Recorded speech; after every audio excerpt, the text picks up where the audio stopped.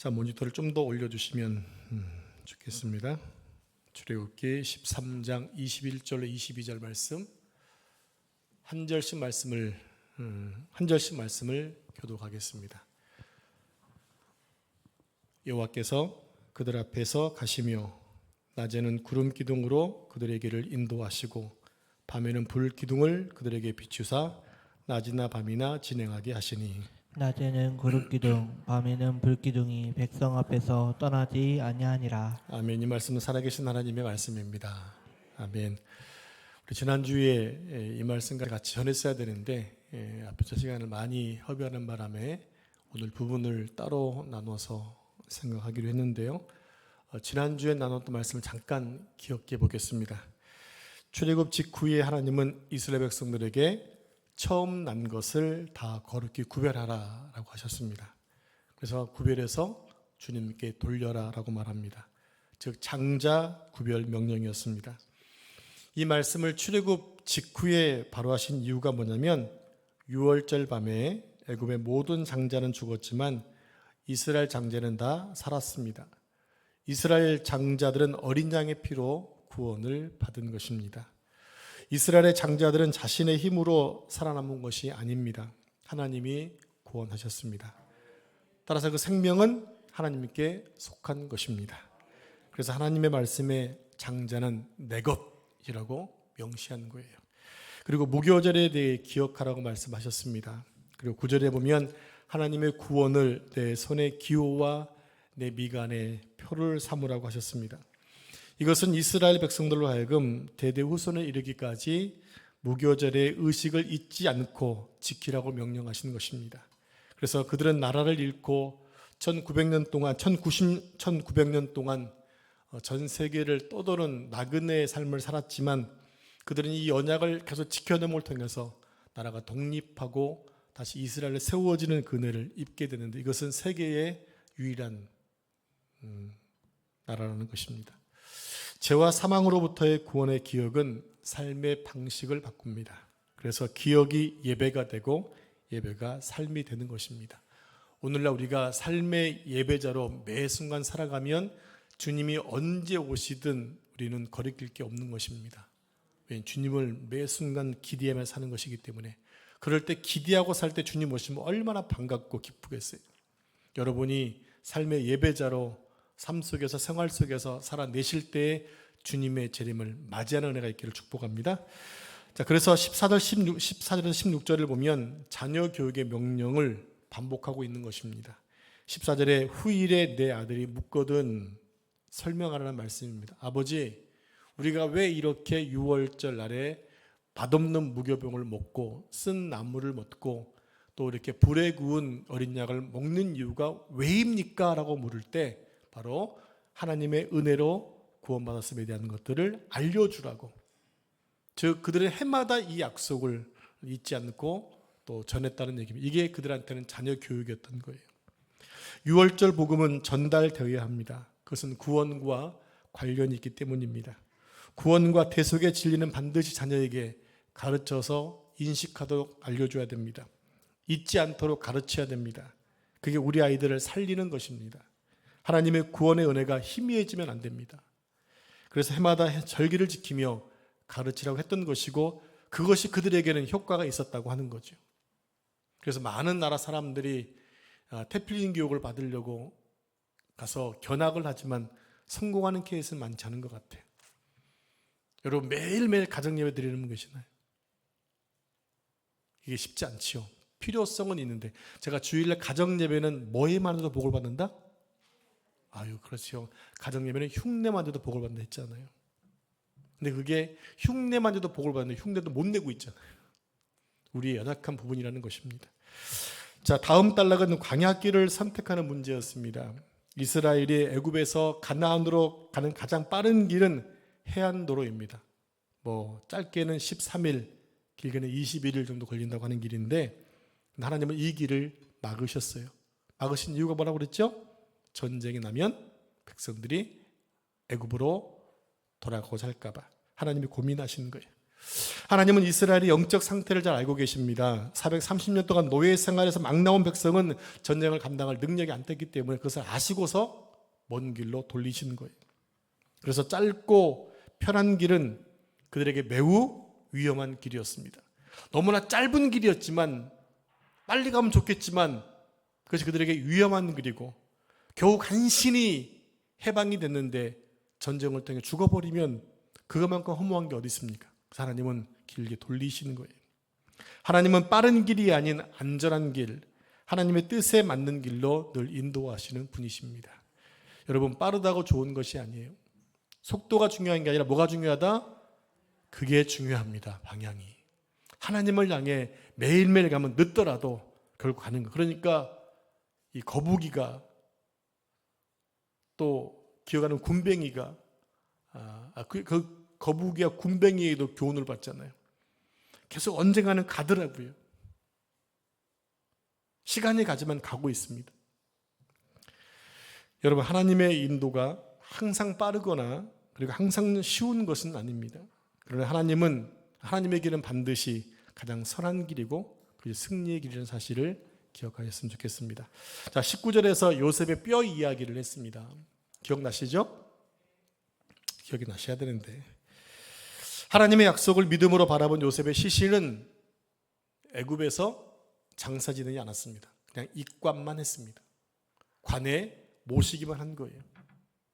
애굽의 장례법은 대단하거든요. 거기에 안 썩는 향유를 넣어서 미이라로 만드는 특징이 있어요. 그래서 지금도 파라오 이런 성 보면 피라미드 보게 되면 이렇게 썩지 않은 시신이 나오고 하잖아요. 그런 어떤 능력들이 애굽에는 있었거든요. 입관만 했습니다. 매장하지 않았습니다. 그 이유가 뭐냐면 하나님이 약속하신 땅에 반드시 들어갈 것을 믿었기 때문에 내 몸은 비록 죽었지만 내 시신만큼은 가나안 땅에 묻어달라. 그래서 후손들에게 유언합니다. 애굽 땅에 매장하지 말고 가나안 땅 약속의 땅에 묻어다오. 그래서 모세는 400년이 지났지만 요셉의 유언을 기억했다가 가장 먼저 요셉의 뼈를 챙겼다고 하는 거예요. 그럼 우리도 요셉처럼 하늘나라를 소망하며 이 땅에서 천국의 삶을 살 수 있어야 하는 것입니다. 이제 오늘 본문의 말씀을 통해서 하나님의 인도하심에 대한 실질적인 이야기를 하도록 하겠습니다. 자, 바로 구름 기둥과 불 기둥 이야기입니다. 너무나 잘 알고 있는 내용입니다. 우리 함께 다시 한번 본문 말씀을 다시 한번 교독하겠습니다.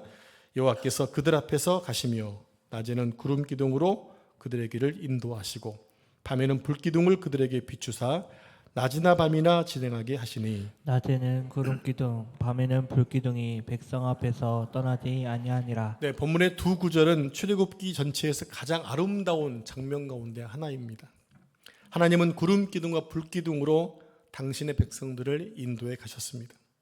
하나님은 낮에는 구름 기둥으로 너무 무더우니까 태양을 가려서 그 그늘 속에서 진행하도록 하셨고 밤에는 너무 추우니까 그들을 덮어서 얼어 죽지 않도록 하셨습니다. 여러분, 가끔씩 보면은 인도네시아라든지 이렇게 동남아에 살고 있는 분들이 영상에도 죽는 거 알고 계시죠? 들어보셨나요? 저체온증으로 죽는 거예요. 그들은 영하 걸리면 영하에 내려가면 거의 그냥 꼼짝 안 합니다. 이스라엘 땅에 가면요, 눈이 안 오니까 눈이 오는 날은 모든 상점이 다 휴점이에요. 학교도 안 가요. 눈 조금 내린다. 왜? 방비책이 없거든. 가끔씩 이렇게 부산에 이런 눈이 왕창 와버리면 꼼짝 못 하잖아요. 우리 지난번에 재작년이었나요? 임풍화 장모님 어머님 장례식 치르고 올라오는 중에 수요일에 눈이 너무 많이 와가지고 근데 30몇 센치 왔지 않습니까? 쓸어도 쌓이고 그때 뭐 며칠 동안 꼼짝 못 했잖아요. 예, 이런 제설 작업에 도구들이 많이 있으면 괜찮은데 없는 지역에서는 그냥 그때 오면 그냥 꼼짝 못 하는 거예요. 그러니까 동남아에 늘 따뜻하게 살았던 사람들에게는 좀 추운 날이 오게 되면 이렇게 동사하는 사람들이 있대요. 동사. 영상에도 동사가 걸리는 거예요. 그래서 하나님이 이렇게 애굽의 광야의 밤낮이 너무나 춥기 때문에 불기둥으로 그들을 따뜻하게 덮여주셨다는 것. 여러분, 구름 기둥과 불 기둥은 단순한 자연 현상이 아니었어요. 이것은 하나님의 임재를 눈으로 직접 볼 수 있는 표현이었습니다.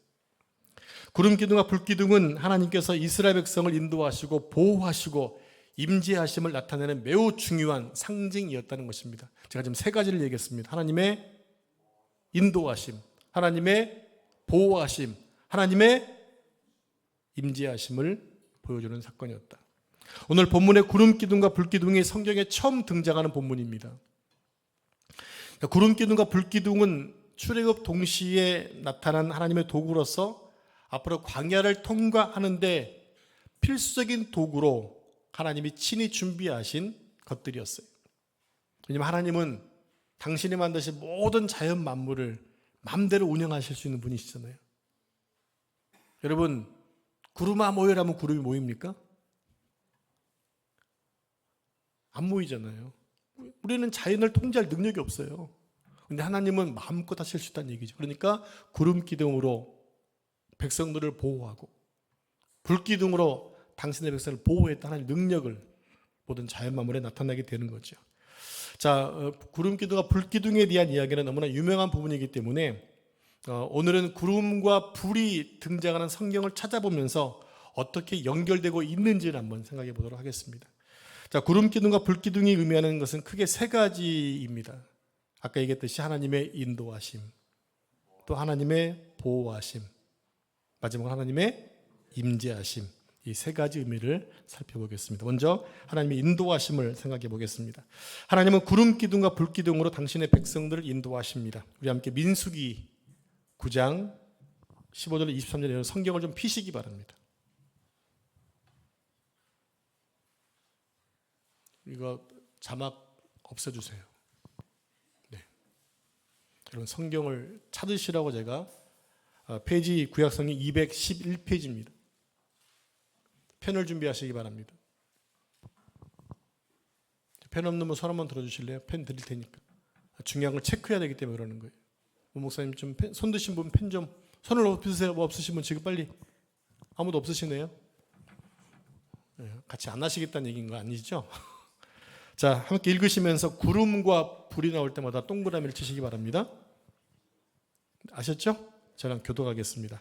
제가 15절 말씀 읽습니다. 성막을 세운 날에 구름이 성막 곧 증거의 성막을 덮었고 저녁이 되면 성막 위에 불 모양 같은 것이 나타나서 아침까지 이르렀으되 항상 그러하여 낮에는 구름이 그것을 덮었고 밤이면 불 모양이 있었는데 구름이 성막에서 떠오르는 때에는 이스라엘 자손이 곧 행진하였고 구름이 머무는 곳에 이스라엘 자손이 진을 쳤으니 이스라엘 자손이 여호와의 명령을 따라 행진하였고 여호와의 명령을 따라 진을 쳤으며 구름이 성막 위에 머무는 동안에는 그들이 진영에 머물렀고 구름이 성막 위에 머무는 날이 오래일 때에는 이스라엘 자손이 여호와의 명령을 지켜 행진하지 아니하였으며 혹시 구름이 성막 위에 머무는 날이 적을 때에도 그들이 다만 여호와의 명령을 따라 진영에 머물고 여호와의 명령을 따라 행진하였으며 혹시 구름이 저녁부터 아침까지 있다가 아침에 그 구름이 떠오를 때에는 그들이 행진하였고 구름이 밤낮 있다가 떠오르면 곧 행진하였으며 이틀이든지 한 달이든지 1년이든지 구름이 성막 위에 머물러 있을 동안에는 이스라엘 자손이 진영에 머물고 행진하지 아니하다가 떠오르면 행진하였으니 네, 23절 같이 읽겠습니다. 곧 그들이 여호와의 명령을 따라 진을 치며 여호와의 명령을 따라 행진하고 또 모세를 통하여 이르신 여호와의 명령을 따라 여호와의 직임을 지켰더라. 아멘. 자, 구름이 몇 번 나옵니까? 몇 번 나온다고요? 정말이에요? 네, 11번입니다. 불은 몇 번 나옵니까? 3번입니까? 2번입니까? 네, 네, 장모님 4번을 한번 밝혀보십시오. 몇 절인지.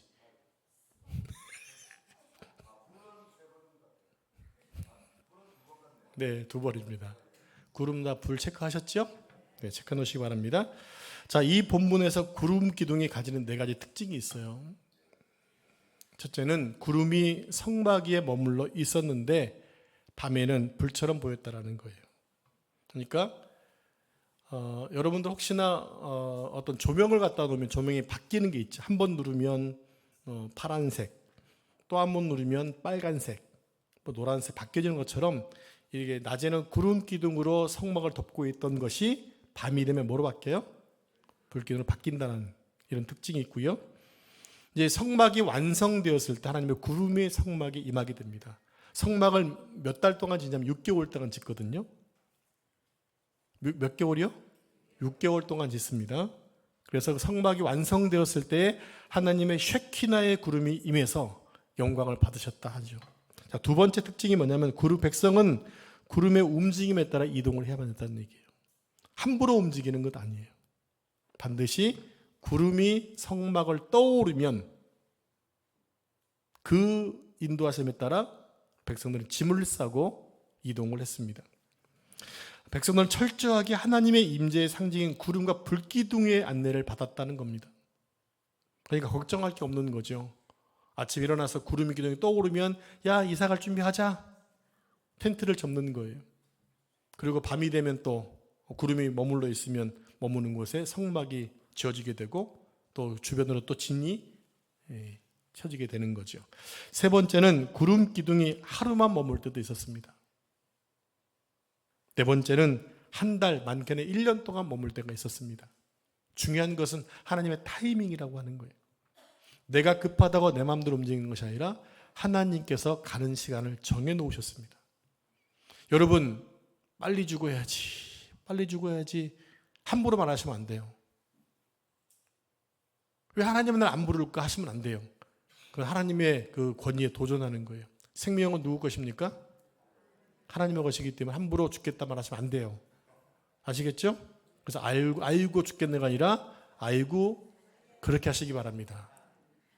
복이 굴러 들어올 겁니다.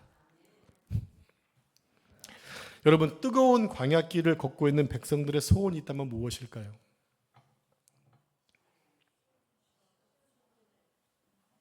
다시 한번. 원하는 답이 안 나왔어요? 뜨거운 광야길을 걷고 있는 백성들의 소원이 있다면 무엇일까요?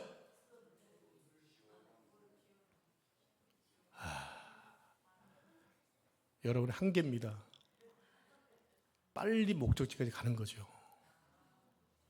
여러분, 목적지에 안 가면 여러분 계속 그냥 아까처럼 바람, 구름 얘기할 거예요. 그냥 빨리 들어가는 게 상치가 아니겠습니까? 근데 몇 년을 가야 돼요? 죽을 고생 하는 거죠. 그런데 하나님이 어느 장소에서는 하루 만에 이동시키시더니 또 어떤 곳에서는 1년 동안 움직일 생각을 하지 않습니다. 여러분, 이게요, 얼마나 중요한 말씀인가 하게 되면 어떤 경우는 우리 통과시키는 것도 있지만 하루 동안에 갔다가 머물러서 하루 만에 움직이면 여러분 성막을 짓는 사람 생각해 보십시오. 얼마나 힘든가. 레위인들은 죽어났을 거예요. 자기들의 텐트는 쉽게 정리할 수 있겠지만 성막은 있는 대로 그대로 해야 되잖아요. 똑같이 설치하는 데 종일 걸렸을 거예요. 여러분, 민수기서를 자세히 보시면요, 성막의 모든 것들을 기구를 만질 수 있는 사람은 아론의 후손만 만졌어요. 모든 레위인이 다 만진 게 아니라 오직 아론의 후손만이 기구들을 만졌다고요. 그럼 여러분은 기구 만들어서 법궤 갖다 이동하고 등대 이동하는 거 누가 만졌다고요? 아론의 후손들이. 그걸 다 포장으로 해주면 포장된 것을 고앗 자손이 이동을 했어요. 그러니까 여러분들 아론의 후손들 입장에 봤을 때 하루 동안 머무는 게 얼마나 힘들었겠냐고요. 근데 여러분, 일 들어가지고 하루 가고 또 하루 가고 계속 하루 만에 이동을 해. 여러분 같은 아이고 나이스 하겠습니까? 이게 뭐야 하겠죠.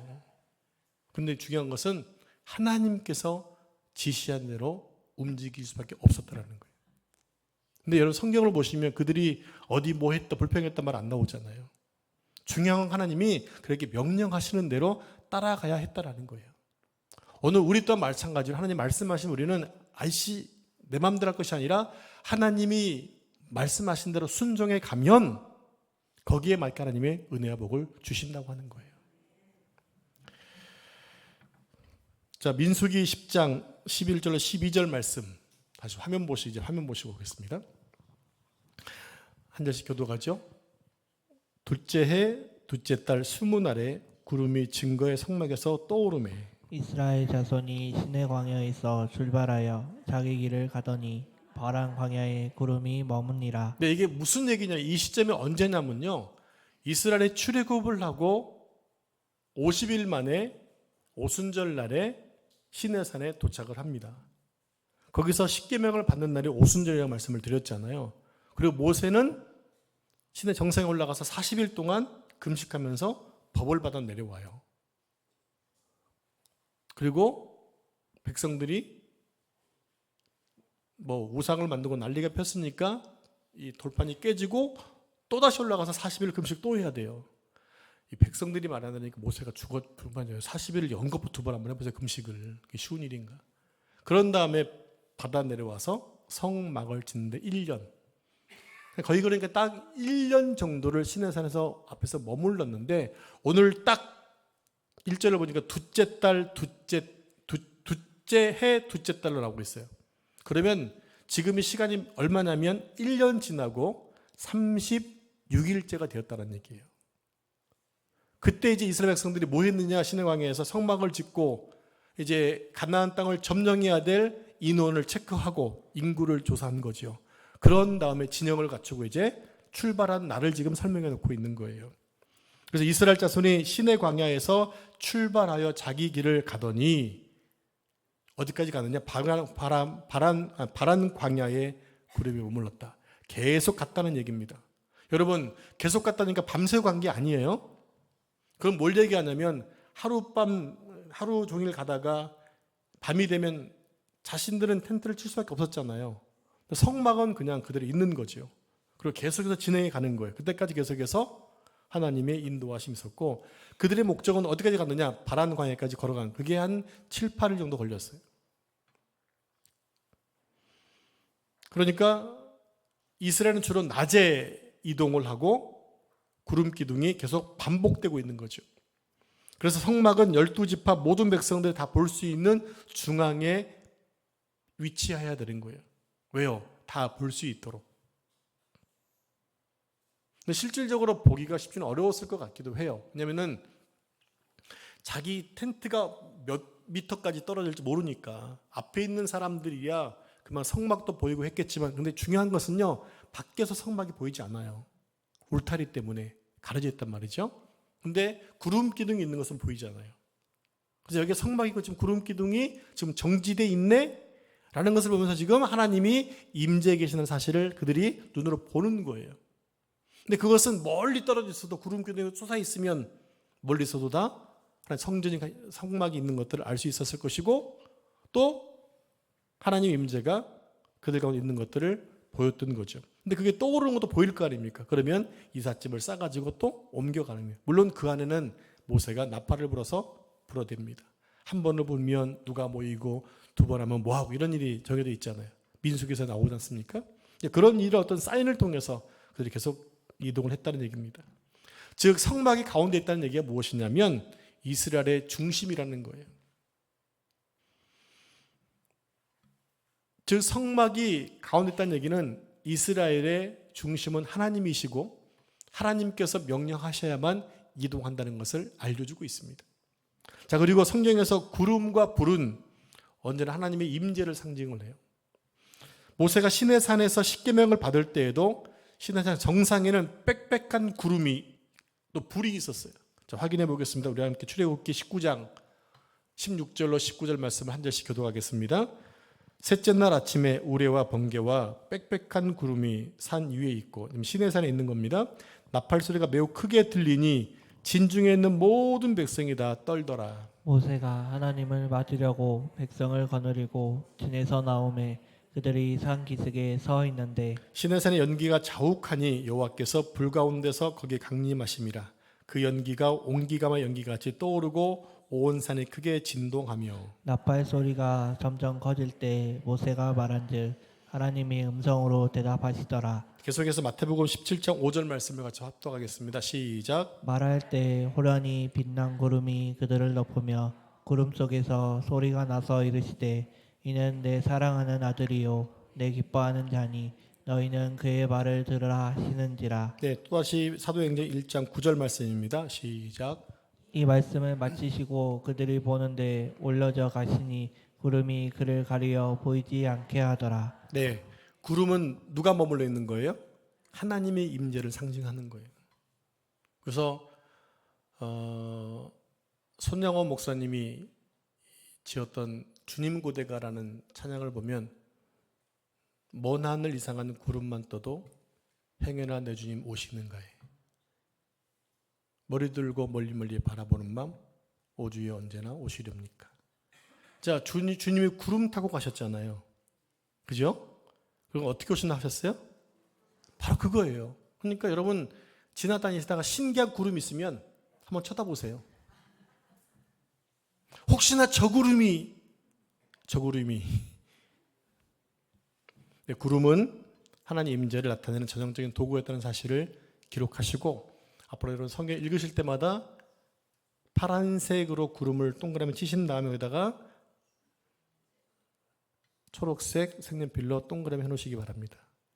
구름이 뭘 상징하기 때문에? 네, 하나님의 임재를 상징하기 때문에. 자, 두 번째 의미는 하나님의 보호하심입니다. 자, 우리 함께 출애굽기 14장 19절 20절 말씀 한 절씩 교독합니다. 이스라엘 진앞에 가던 하나님의 사자가 그들의 뒤로 옮겨가매 구름 기둥도 앞에서 그 뒤로 옮겨 애굽진과 이스라엘 진 사이에 이르러 서니 저쪽에는 구름과 흑암이 있고 이쪽에는 밤이 밝음으로 밤새도록 저쪽이 이쪽에 가까이 못하였더라. 이 말씀은 홍해 사건과 관련된 말씀입니다. 바로는 이스라엘이 출애굽한 것을 기억하고 강력한 철병거를 앞세워 이스라엘을 추격해 왔습니다. 그들이 왜 철병거를 몰고 왔을까요? 이스라엘은 무장하고 나간 게 아니잖아요. 그런데 철병거를 가지고 온 이유가 뭘까요? 이스라엘을 포박하기 위함이 아니라 전멸시키기 위함이었어요. 그동안 바로가 왜 이스라엘을 내보내지 않았죠? 경제적인 문제 때문에 내보내지 않았잖아요. 그들을 그러면 경제적인 마이너스가 되기 시작하면 마이너스가 안 되려면 그들을 다시 잡아와서 노예를 시켜야 되는 문제 맞는데 그들은 철병을 몰고 갔다는 얘기는 다 전멸시키겠다는 얘기예요. 왜 그랬을까요? 자신의 장자가 죽었잖아요. 배는 게 없는 거예요. 그런데 이스라엘이 홍해 앞에서 더 이상 전진하지 못하고 있는 것을 보고 바로는 나이스했을 거예요. 야, 너희는 꼼짝없이 죽었다라고. 한 번에 전멸시킬 수 있는 좋은 계라고 생각했을 겁니다. 그러나 바로는 자신의 적인 이스라엘의 대장이 여호와 하나님임을 망각했습니다. 애굽이 지금 멸망의 위기 속에 있고 자신의 그동안 경험했던 재앙을 일으키신 분이 여호와 하나님이심을 잊어버린 겁니다. 물론 앞에는 홍해가, 뒤에는 애굽 군대가 쫓아온다는 소식에 이스라엘은 또다시 모세를 원망하고 난리가 났지만 하나님께서는 홍해로 인도하신 목적이 있었거든요. 무엇입니까? 하나님이 여호와께서 하나님 되심을 만방에 당신의 백성에게 보여주기 위해서, 그리고 그들을 괴롭혔던 이스라엘 애국 군대를 전멸시키기 위해서 일부러 홍해로 몰아가시는 거예요. 여러분, 하나님이 때로 우리가 이해할 수 없는 곳에 인도하실 때 여러분 불평하기보다는 한 발짝 뒤로 물러나서 나에게 왜 이런 일이 왔을까라고 보시면 답이 나와요. 우리는 어려움을 나가면 이런 생각을 할 수 있으면 왜 하나님은 왜 나에게 이런 어려움을 주시지? 왜 나한테만 이런 거 주시나라고 생각할 수 있어요. 그 말하기 전에, 원망하기 전에 한 발짝 나오셔서 하나님은 지금 무엇을 나에게 교훈시키려고 이런 어려움에 당면하게 하셨지라고 보셔야 돼요. 여러분, 이 성경 말씀을 읽어서 그런 도전을 받으셨다는 얘기입니다. 받아들이기 어려울 수도 있을 거예요. 그러나 여러분, 성경을 통해 보여준 이유가 뭐냐면 나도 그렇게 구원받을 수 있다는 얘기예요. 이스라엘을 구원하신 하나님은 우리 하나님이시기 때문에 내가 당면한 문제에 거기 침몰되지 않고 하나님이 도우셨던 것처럼 너도 도울 거야 라고 하는 말씀을 내 말로 받으면 그게 우리에게 주시는 교훈이거든요.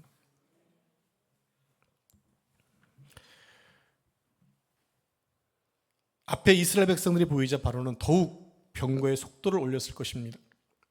그런데 이번에도 전에 흑암을 경험했던 그 어둠이 구름으로 인하여 깜깜해져서 저기 앞에는 지금 광명한데 빛이 있는데 한 발자국도 나갈 수가 없었던 거예요. 갈 수 없게 하나님 만들어 놓으셨겠죠. 제동장치를 두었겠죠.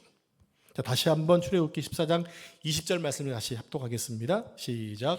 애굽진과 이스라엘 진 사이에 이르러 서니 저쪽에는 구름과 흑암이 있고 이쪽에는 밤이 밝음으로 밤새도록 저쪽이 이쪽에 가까이 못하였더라. 네, 이쪽에는 구름 기둥, 이쪽은 불 기둥, 여기는 환해, 여기는 깜깜해. 그럼 여러분 빛이 보일 수 있잖아요. 그런데 그들은 한 발자국도 전진할 수가 없었어요.